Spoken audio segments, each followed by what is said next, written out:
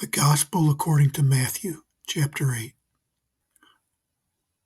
When he came down from the mountain, great crowds followed him.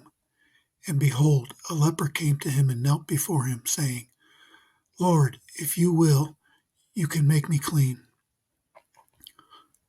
And Jesus stretched out his hand and touched him, saying, I will, be clean. And immediately his leprosy was cleansed. And Jesus said to him, See that you say nothing to anyone, but go, show yourself to the priest and offer the gift that Moses commanded for a proof to them. When he had entered Capernaum, a centurion came forward to him, appealing to him, Lord, my servant is lying paralyzed at home, suffering terribly. And he said to him, I will come and heal him. But the centurion replied, Lord, I am not worthy to have you come under my roof, but only say the word and my servant will be healed. For I too am a man under authority, with soldiers under me. And I say to one, Go, and he goes, and to another, Come, and he comes, and to my servant, Do this, and he does it.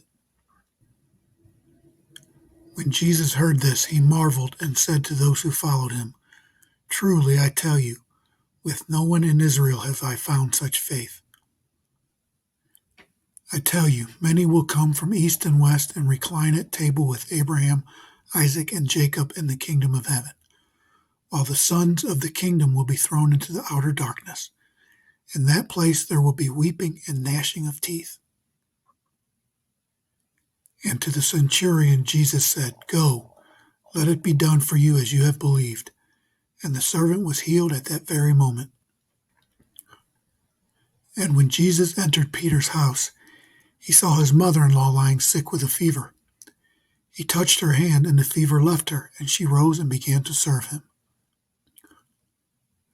That evening they brought to him many who were oppressed by demons, and he cast out the spirits with a word and healed all who were sick.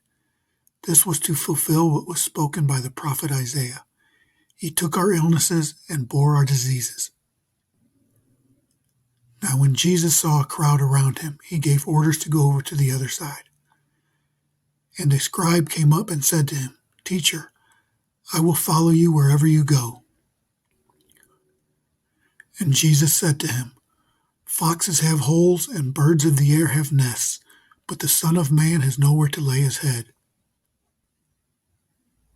Another of the disciples said to him, Lord, let me first go and bury my father. And Jesus said to him, Follow me, and leave the dead to bury their own dead.